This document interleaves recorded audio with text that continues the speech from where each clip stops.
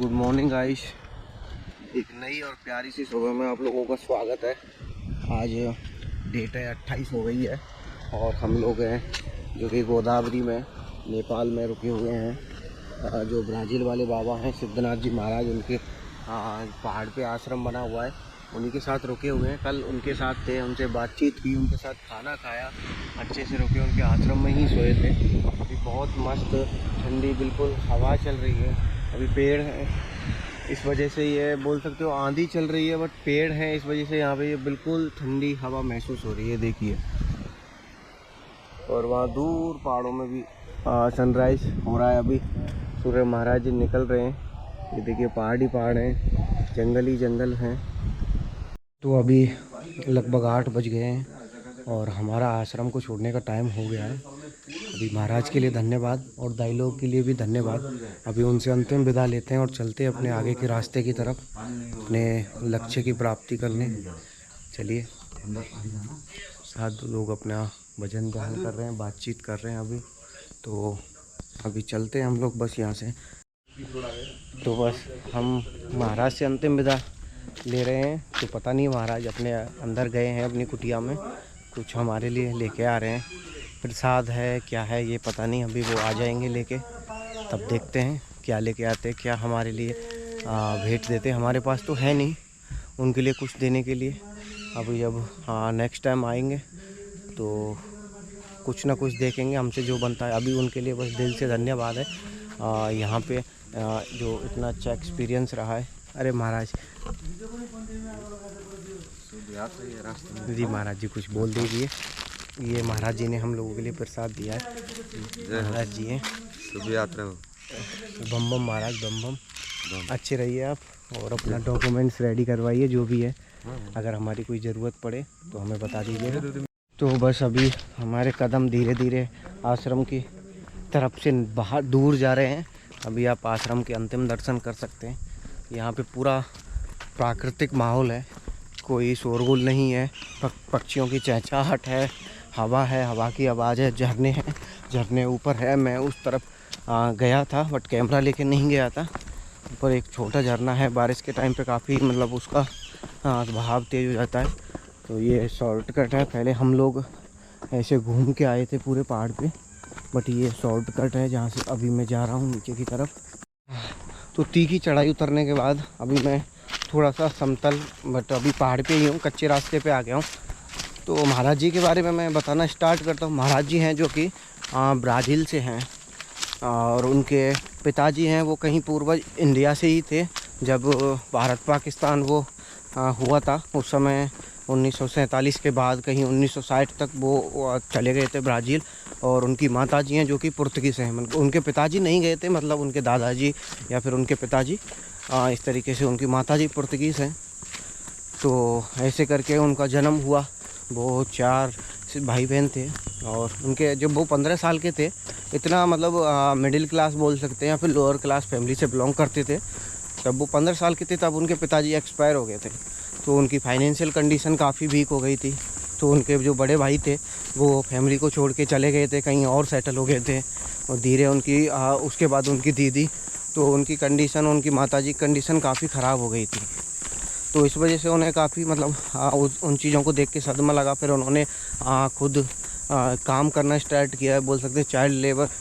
बचपन से ही उन्होंने ये चीज़ें देखी हैं, तो वो उससे काफ़ी प्रभावित थे। तो उनको ऐसा लगा कि जाना चाहिए, उनको इन चीज़ों में दिलचस्पी बढ़ी। उनकी माताजी हैं जो कि उनका भी इंटरेस्ट था, उनके घर में गीता थी, बाइबल थी, जो भी कुरान, जितने भी अलग अलग धर्म से हैं ग्रंथ हैं, वो सभी उनके घर में मौजूद थे। तो उन्होंने उनकी पढ़ाई की।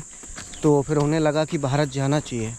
जब वो 19 साल के हुए थे तो अपने दोस्तों की और अपनी फैमिली की मदद से फर्स्ट टाइम इंडिया आ गए थे। जैसे तैसे करके उन्होंने पासपोर्ट रेडी करवाया, वीज़ा वगैरह। जब वो इंडिया आए थे तब उनके पॉकेट में, उनके जेब में $300 बचे हुए थे। तो अभी उन्हें पता नहीं था क्या करना क्या नहीं करना। वो ऐसे ही आश्रमों में गए हुए थे। तो सबसे पहले उन्होंने उत्तर प्रदेश से ही शुरुआत की। तो ऐसे करके उनको नहीं मिला, एक गुरु के पास गए, दूसरे गुरु के पास, तो वो धीरे करके महाराष्ट्र नासिक में पहुंच गए।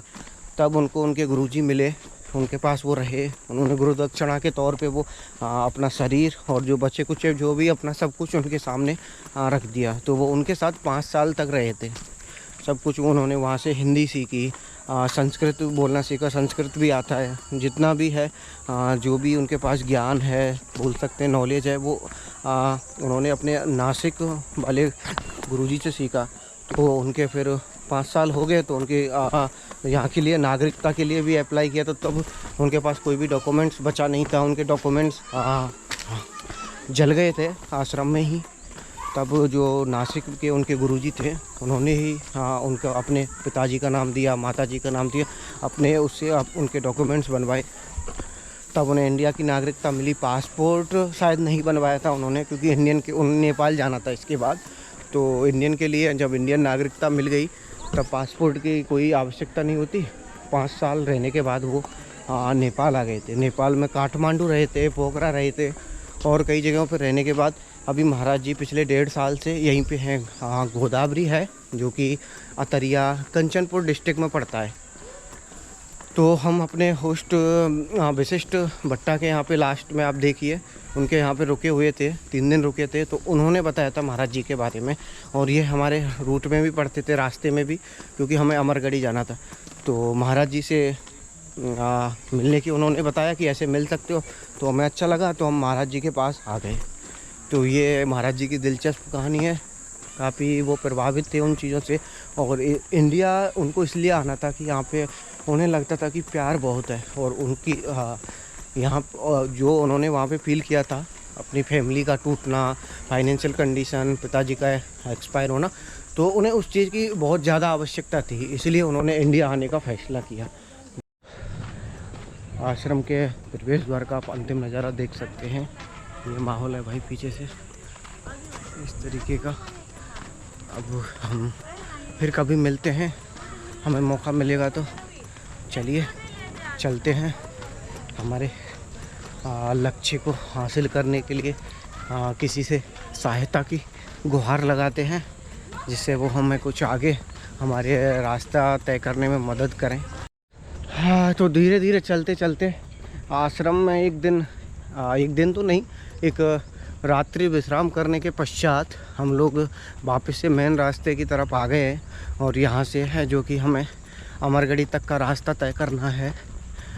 लोगों से सहायता लेते लेते आप भी देखते हैं ये रास्ता थोड़ा सुनसान टाइप का है, तो सहायता लेने में थोड़ी सी मुश्किल आएगी। अब कितनी मुश्किल आती है वो देखते हैं चलते चलते।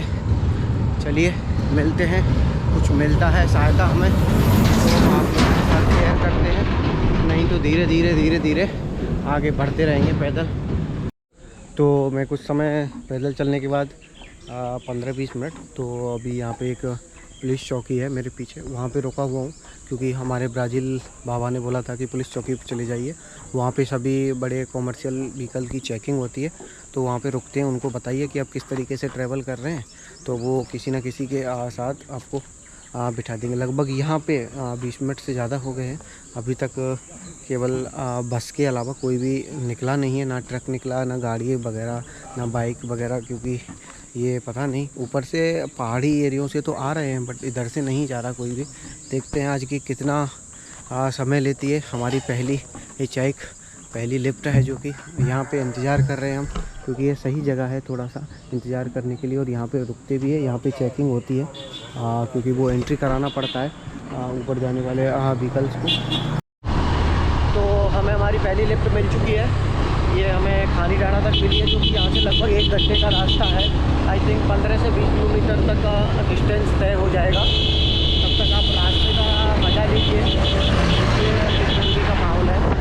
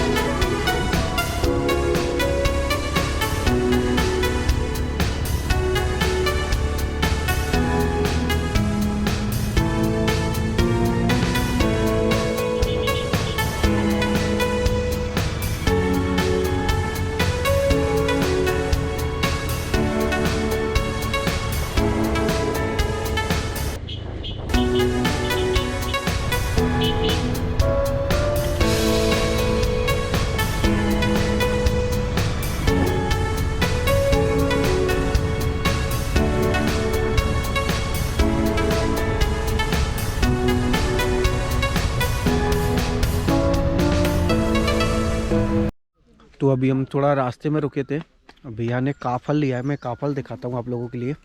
ये देखिए, अभी मैंने टेस्ट भी किया है। ये कुछ हमारे वहाँ पे सहतूत होता है उस तरीके का है दिखने में, बट इसके अंदर काफ़ी मोटा बीज है उसका। ये खट्टा है, काफ़ी खट्टा मीठे इसका टेस्ट है। काफल है, ये जंगल पे ही होता है ना भैया, यहाँ पे ही, ये पहाड़ पे ही मिलता है। तो अभी कौन सा, ये वाला पेड़ है, ये वाला मैं दिखाता हूँ आपका। पेड़ कुछ इस तरीके का होता है और ये चुन चुन के लेके आते हैं। ये देखिए, ये काफल का पेड़ है। तो यहाँ पे जब पहाड़ पे आए तो कई लोग मतलब ऐसे रास्ते पे रखे हुए हैं। तो भैया रुके थे, उनका घर पास में ही है अभी यहाँ से, तो घर के लिए लेके जा रहे हैं वो। अभी मेरे को भूपेंद्र भाई ने है, जो कि फालटूडा एक जगह है और उसकी छोटी जगह है बगैचुला, वहाँ पे ड्रॉप कर दिया है। यहाँ से मैं अपना आगे का रास्ता देखूँगा। और मुझे यहाँ पे भाई लोग मिले हैं, खगेंद्र भाई हैं और हेमंत भाई हैं और उधर रमेश भाई बैठे हुए हैं। तो इनसे बातचीत करते हैं, आगे का रास्ता किस तरीके से तय करना है वो जान लेते हैं इनसे, कि लिफ्ट मिलेगा नहीं मिलेगा, कब तक मिलेगा, कि यही जगह बैठने के लिए सही है या फिर आगे चलते जाएं, रास्ते में भी मिल सकता है। तो भूपेंद्र भाई से भी मैं आपको एक बार मिला देता हूँ। ठीक है भाई, थैंक यू भाई। तो भूपेंद्र भाई उधर फ़ोन पे बिजी थे, उनका घर यही है, ये उनका खगैचुला गांव है। यहाँ पे भूपेंद्र भाई ने मुझे छोड़ दिया है। अभी यहाँ से आगे का रास्ता तय करने के लिए कोई दूसरा वाहन लेना पड़ेगा।